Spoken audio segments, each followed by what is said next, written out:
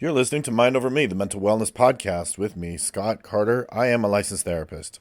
Here at Mind Over Me, I offer an unconventional approach to therapy and mental health in general. The therapy system is misguided and broken. So many people are turning to mental health professionals for help, and they're just not finding it. It's my goal to bring some unconventional means, unconventional views, and maybe some unconventional techniques to helping people find mental wellness. Instead of being dependent on a system or a medication or a professional for mental wellness or mental stability, my goal is to always empower and help people by teaching them how to help themselves. This podcast is about self-efficacy, self-determination, and self-empowerment. Every person needs to find a better connection with themselves. Whether you realize it or not, you are the answer to your problems. You just need better information, and I hope to give it to you. So, thank you for being here. Let's dive in. All right, folks, welcome back. Thanks for listening.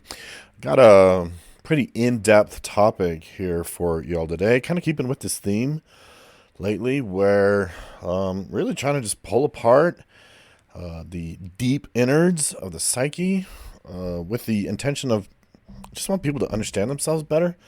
I have found that the better that you can know yourself, the better handle you're going to have on your mental health, the more you're going to find personal mastery. You're going to have a greater control over your mind, your emotions, and change honestly becomes so much easier and so much more effective that when you know yourself better. The more you can know yourself, the greater perspective that you have. When your perspective changes, then honestly, change becomes really easy when your perspective changes.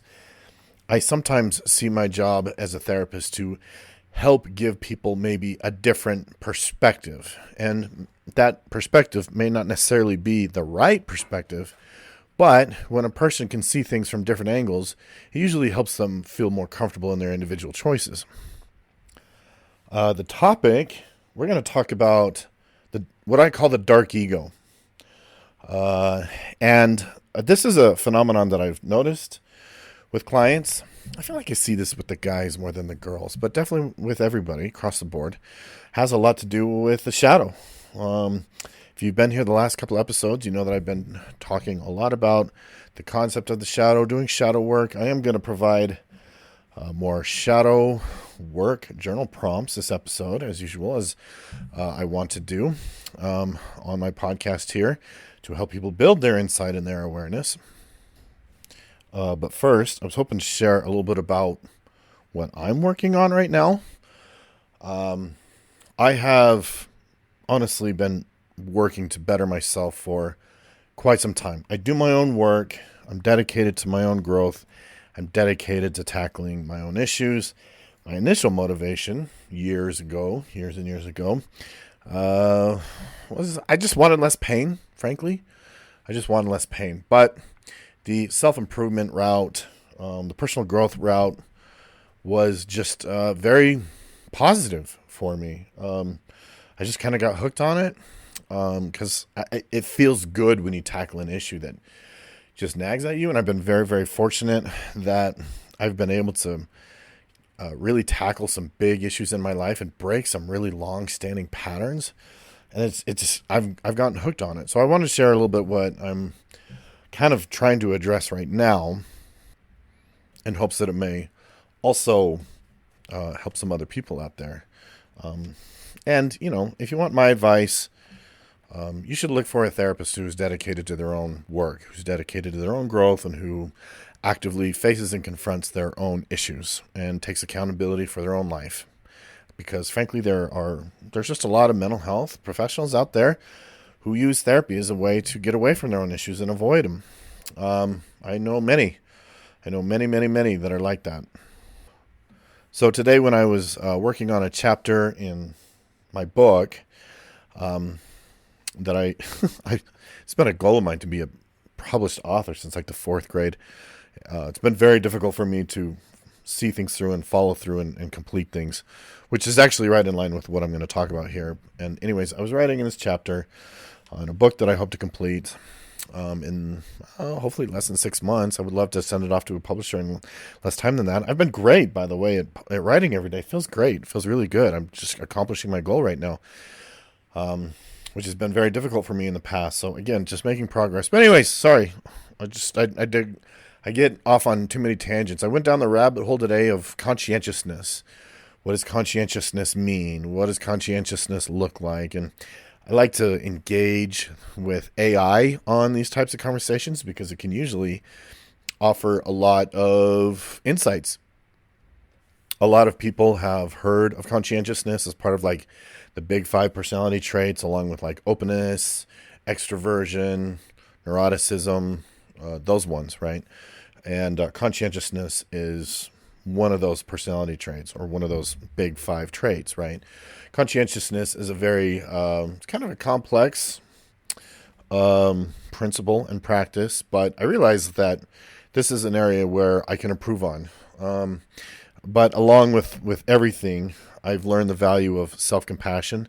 So even though it's easy, like it almost feels natural to be really critical about myself for not being a more conscientious person, I'm also practicing a lot of self-compassion and reminding myself like, hey, I've had a lot of health issues over the years, and I've spent too much time in the last decade just wishing that I felt better. And fortunately, I am feeling quite a bit better now, thanks to some changes that I've made finally. But I realized that I want to improve my conscientiousness. So I asked the AI, like, hey, can you map out some of these for me to maybe help me be more of a conscientious person? And of course, it was happy to oblige. So I thought I would share very briefly some of the ideas that it gave me that I'm going to work to put into practice to improve my conscientiousness. Remembering that these traits are not fixed. You can always change. You can, believe me, I think the worst thing about the mental health system these days is convince too many people that they can't change and that their patterns, their personality traits are just fixed, they're static, and there's not much they can do about it. It's criminal, honestly, if you have dealt with a psychiatrist or a therapist that kind of talks this way or acts this way, or gives you the impression that, oh, yep, these things are static, you can't change them. You need to fire them. You need to get rid of them. Find mental health professionals that believe in change. I'll keep it brief. I'll just share a couple of things. And if this interests you, I mean, feel free to jump on AI and have a similar conversation. AI is great for this stuff. It really is. I find AI to be invaluable when it comes to stuff like this. But I'll just go over a couple of things. Spend time planning. Like, be mindful of what it is that you want to accomplish. Spend a few minutes writing down your priorities, what you want to accomplish that day or the next day. Set your priorities. Okay, like keep them brief. Right. Break tasks into smaller possible units. Just, like, break them down into baby steps. I've got a cat going crazy in the background in case you hear any noise. Environmental cues. Set up your environment so the right choice is the easy one. That's an interesting concept, right? Just be more.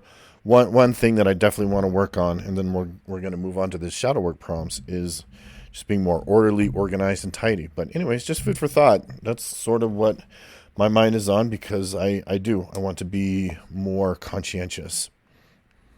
Okay, let's get to the shadow work journal prompts. If you're new here, part of my content has a lot to do with shadow work. I find a ton of value in shadow work. If you don't know what shadow work is, I'm not going to really get into it here. I'm not going to explain it. It's really just kind of getting into the depths of your subconscious to build awareness and break patterns, etc., etc. And so these journal prompts, these shadow work journal prompts, they're intended to be tough. They're intended to stretch you, give you a lot to think about, help change your perspective, get you out of your comfort zones. My shadow work journaling is not for wimps. I'm a very, very high on the accountability and personal accountability. And you are responsible for changing your reality, nobody else. And so that's sort of the purpose of these journal prompts. I do want to offer a very, very brief disclaimer. I'm a therapist. I'm not your therapist. By doing these shadow work journal prompts, you are taking responsibility for your own experience, not me. Yes, the legal shit is just as annoying to me as it probably is to you, but there it is. You know how people are.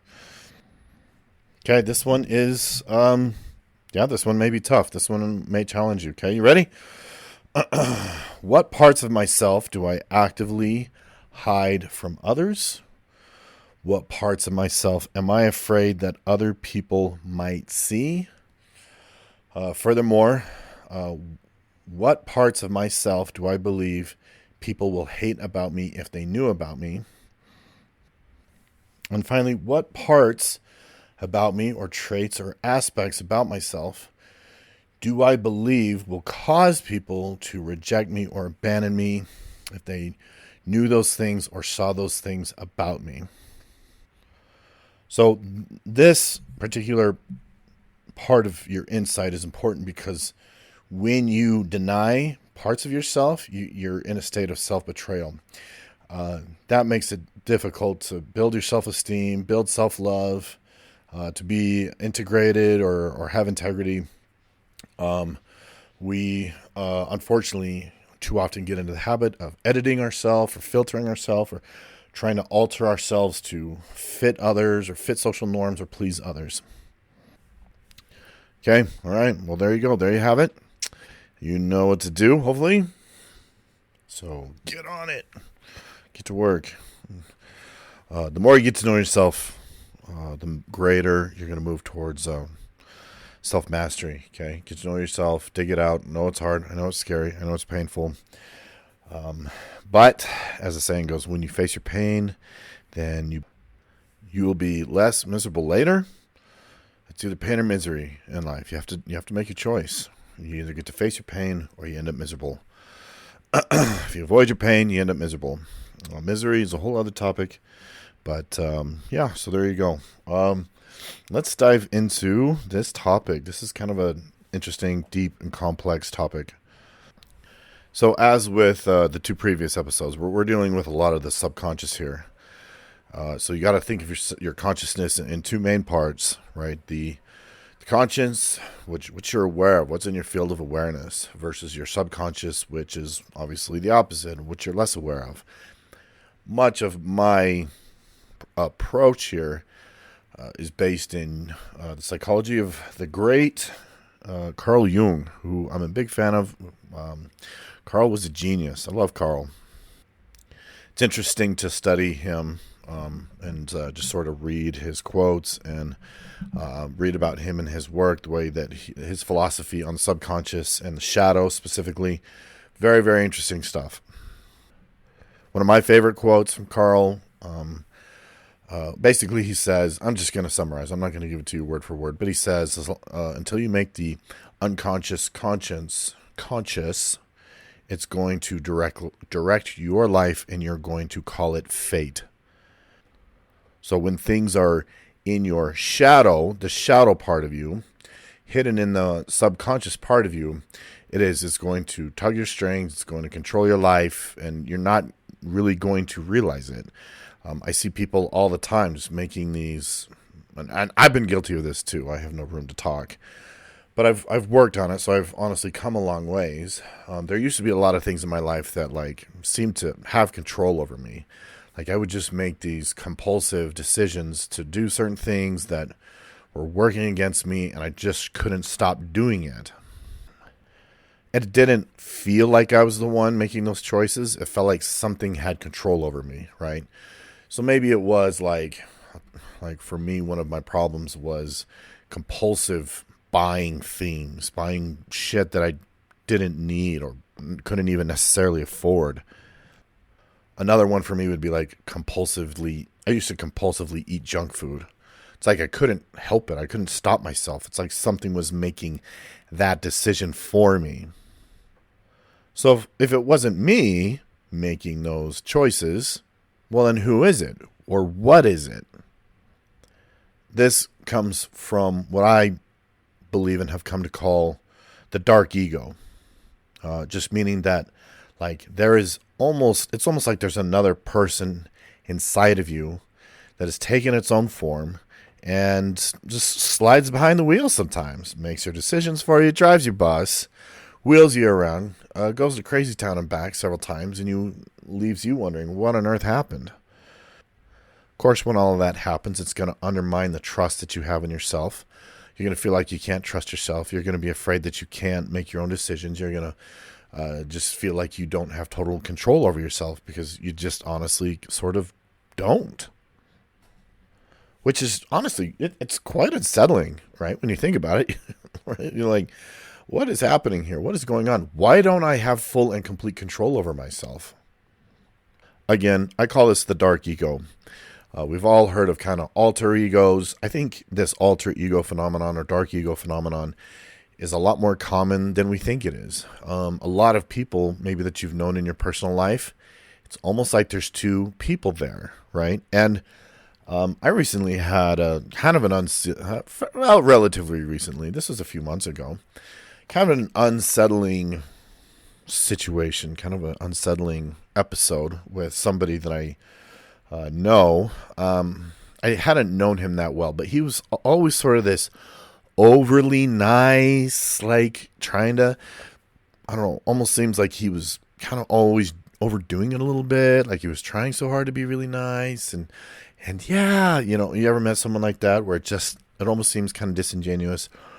Anyways, we were in a situation in a public place where he didn't get his way with something, and he had he went nuclear, really over nothing, and on like a flip of a switch, he just went from this superly trying hard, overly nice guy to like this raging asshole.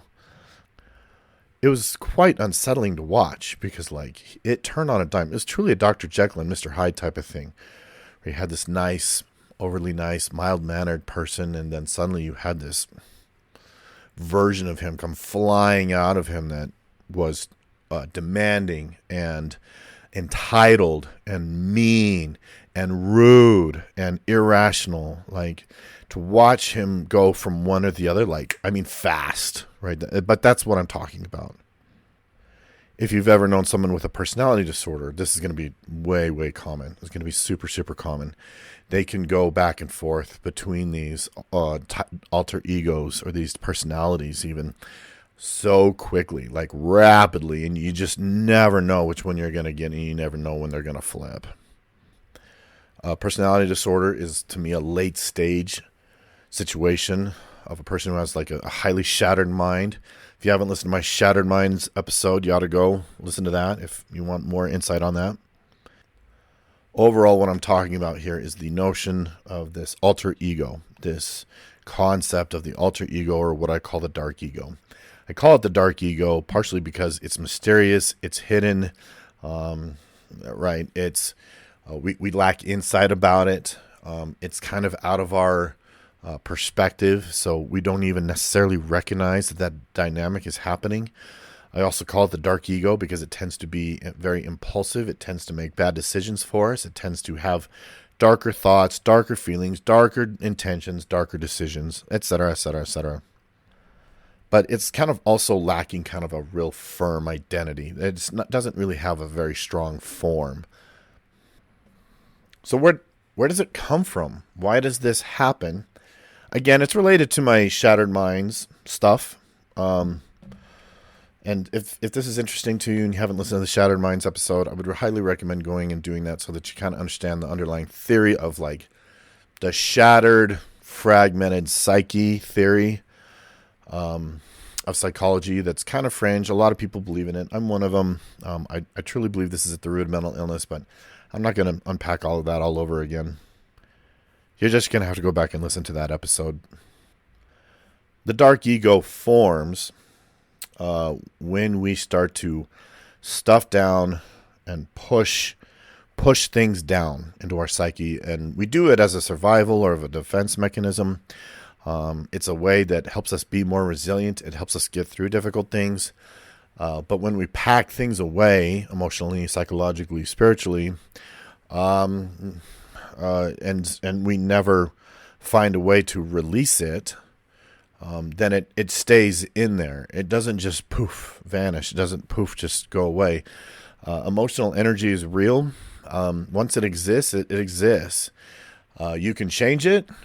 You can purge it. You can get rid of it by releasing it in the same way you might, I don't know, take a leak in the morning. But it doesn't just poof, vanish. Emotions just don't work that way, right? And when you're a kid, you don't necessarily know that you need to connect with it and change it or purge it, release it, whatever the case may be, right? There are different ways to go about it. It can really help to change it or transmute it, and it can really help to just purge it and release it, right? But what happens is we pack a lot of that away. And the more that we pack it away and pack it away and pack it away and pack it away, it starts to kind of take on its own identity. It's like it forms into like a separate person that exists inside of you. I know that probably sounds weird. It's because it is, honestly. And all the years that I've worked in social services and mental health and therapy and all that, the more I have just observed some really, really bizarre things about humans. Very, very bizarre, very strange things. Another example of this would be I believe that anxiety can almost kind of take on its own alter ego, and that it fights to preserve itself by keeping you anxious. That's kind of a whole other, that might be on the episode docket down the road. But to me, anxiety is almost the same way, where it's like this frantic, scrambling animal that's just trying to self-preserve. And so it acts autonomously. But same as with the dark ego. The dark ego tends to be very, very irrational, by the way. You know what? I'll get to that in a second. I wanted to continue with this process of how it kind of forms, right? So over the years, when you're packing stuff away, and year after year, we're just packing more and more away. Every day, every week, whatever. We're packing more and more away. And it is, man, that psychological chasm is deep. In fact, it's for some people I've noticed, it almost seems like it can expand almost infinitely as much as it needs to. And it, like, some people have very, very, very deep shadows. I've worked with one individual who has described their shadow as like this deep, dark dungeon. It just keeps going and going and going. And just when you go down another staircase and open another room, there's another door that leads to another staircase that goes down to another room. And of course, the deeper you go, the scarier it gets, the more painful it gets, the darker the secrets become. The hardest things to process and work through are in those deep, dark rooms. But when there's enough of it packed away, it seems to kind of start to take on a form of its own. And maybe there's more than one. Maybe there's multiple of them, kind of depending on the individual. And so, yeah, it does. It has a tendency to push us out of the driver's seat and take us to strange and scary places. Sometimes literally. Some of the stories I've heard from clients, I'm thinking of one in particular. I'm going to spare some of the details just to respect the privacy. But seemingly very normal, well-mannered guy. Went to work, paid his bills. He had a wife, he had kids, he had a nice house, blah, blah, blah. His wife went out of town one weekend, and he found himself doing something that he never thought in a million years he'd find himself doing. He had no idea what had come over him. And he went to a sketchy part of town and did some sketchy things. And then later he was like, what? How on earth did that happen? Right? And so a lot of us may find that happening to us, where we're like, why did I do that? Or why did I do that again? You just simply have to think of it in this way, that there is like another person here inside of me, and it just makes its decisions for me. It pushes me out of the driver's seat, and off we go. Because honestly, that's the best way to explain it. It really is. That's the best way that I have found to explain that phenomenon. Over time, what I believe can happen to some people is two things. What I'm getting at is like, what takes people to the darkest of the dark places? What causes a misguided young person to eventually turn into some horrible monster, unrecognizable of a human being? I believe two things happen. Number one is they continue to just pack all those things away. They just keep pushing it down and deeper, and pushing it deeper and deeper and way down. They're not finding healthy ways to either transmute it or purge it. They just keep packing it in. So that's number one. The number two thing that they do is they avoid dealing with it. They avoid looking at it. They avoid getting honest with themselves about their own behaviors. They avoid the personal honesty that is so important and so crucial for good mental health. You cannot be mentally healthy without self-awareness. You just can't. This is a hill that I will die on. That's one of them. I'll die on a lot of hills. This is one of them. I believe and have found that the more that a person avoids it, the more that a person packs it away, avoids it, packs it away, avoids it, packs it away, avoids it, the more the dark ego is just going to completely eclipse, like their front-facing ego, their self, right? What we'll call it. I'm going to use the term from Internal Family Systems, which is the self. It gets like overwhelmed and it succumbs to the dark ego and seems almost entirely lost. I don't believe that it is entirely lost. I believe that it can always be recovered and ultimately triumphant. It's kind of a whole other topic maybe, but I tend to think of people maybe who are getting into the deep, dark areas of addiction, for example, drug addiction, where a lot of times those people have succumbed to the dark ego, and it's like the real self, the true self is lost. We can't see it. We can't find it. It seems like it's been extinguished. I don't believe it ever necessarily is extinguished. I could be wrong. And honestly, maybe I am, because there are some seriously disturbed people out there. Okay, so now hopefully that we have a good grasp on the dark ego, what the dark ego is, how it works, where it comes from. Now we can start talking about, well, what do we do about it? Now, before I dive into all of that, I should probably provide another very brief disclaimer. I'm a therapist. I am not your therapist. Use your own judgment when proceeding, because I know that for some people, this process is going to be extremely difficult. Know yourself well enough to know when things need to be treated with a little bit more caution and a little bit more tenderness, love, and care. Because some of you absolutely do. Don't just blindly plow into something like this, as it can emotionally wreck you.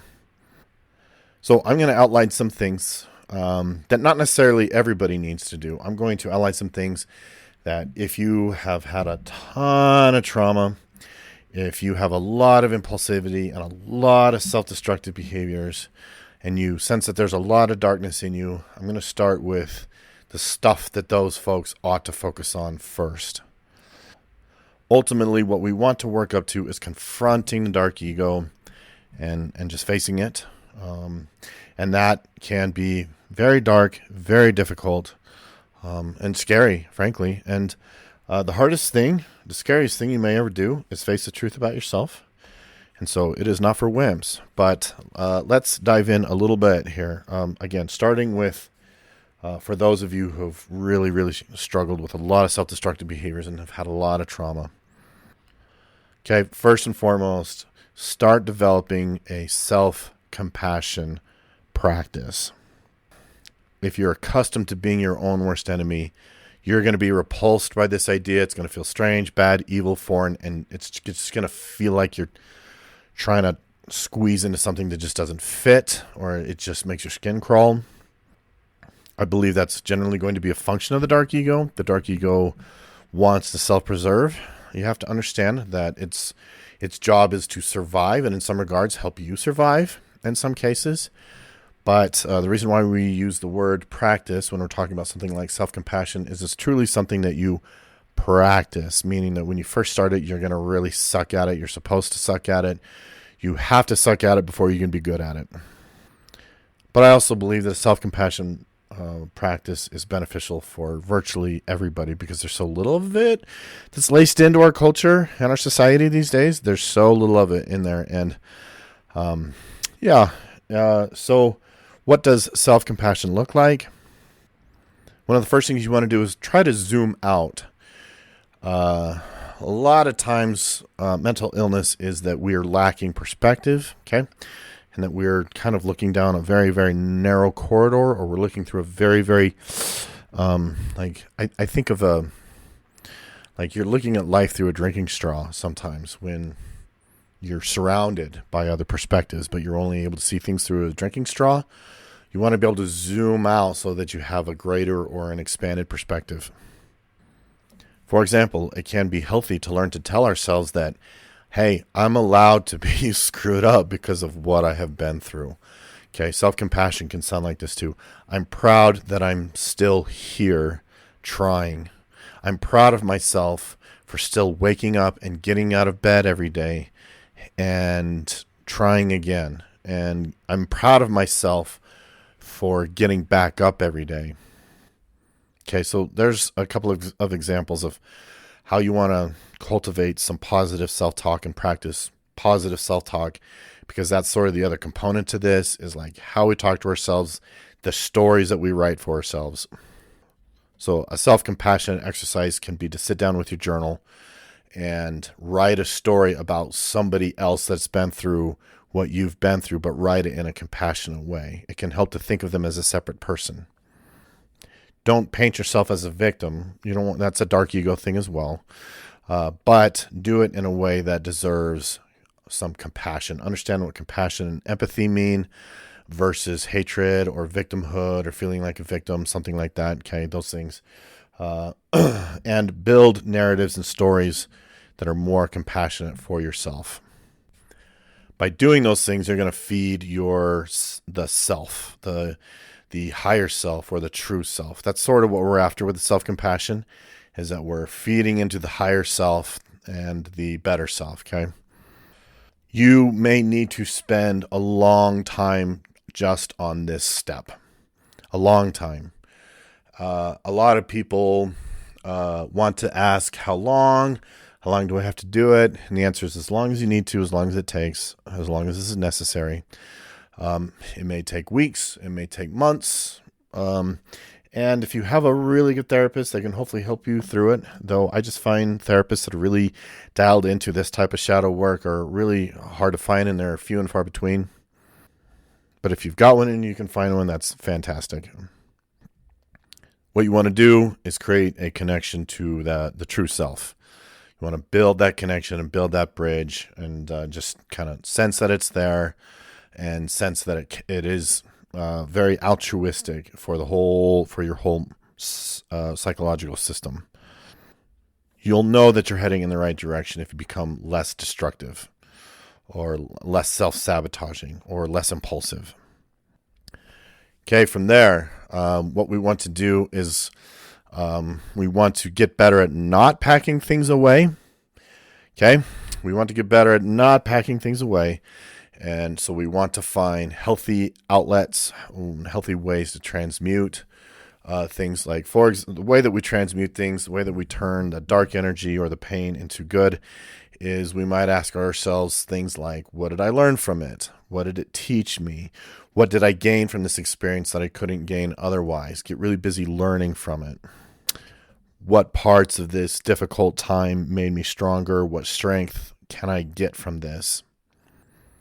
What can I do in the future to avoid this type of thing from happening to me again, or these types of things from happening to me again? Okay, so that's just examples of how we change it or we transmute it. And then ultimately, you want to confront the dark ego. Now, let me tell you, that is a trip. That is a very, very, very, very, can be very strange, almost unsettling thing.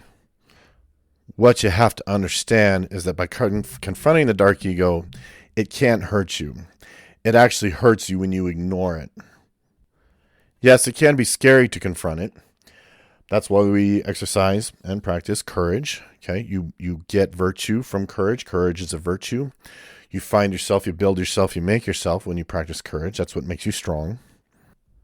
The dark ego has power because you're afraid of it. I don't know if that makes sense, but I truly believe that, for example, there are not good people in this world. Let's talk about narcissists for a minute. And I'm not talking about your average, everyday, emotionally immature people who are acting narcissistically. I'm talking about people with true, blue, full-blown narcissistic personality disorder. They fuel off and feed off of fear. As long as you're afraid of them, they have power over you.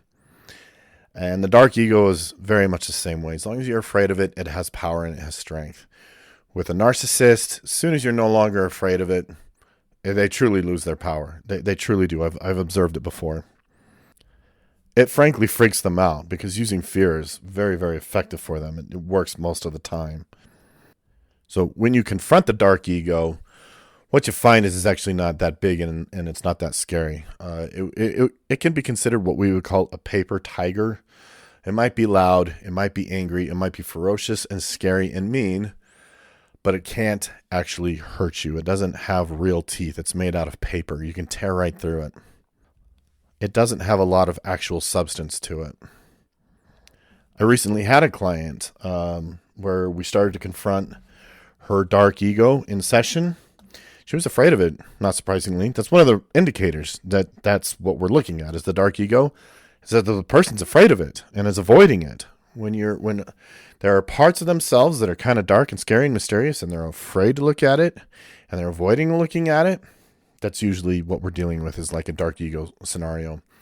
And but in session, we started to confront it a little bit. And she was like, I don't like it. It's nasty. It's ugly. It's gross. It's scary. And I was like, hang in there. Just hang in there. And now she's kind of built a relationship with it. And she's found the process to be extremely, extremely rewarding. And so that's exactly what we're going for. We're not trying to destroy it. We're not trying to harm it. Actually, the dark ego is one of those things that transmutes. It needs to transmute. You want to make it one of your teammates. You want it to be one of your allies.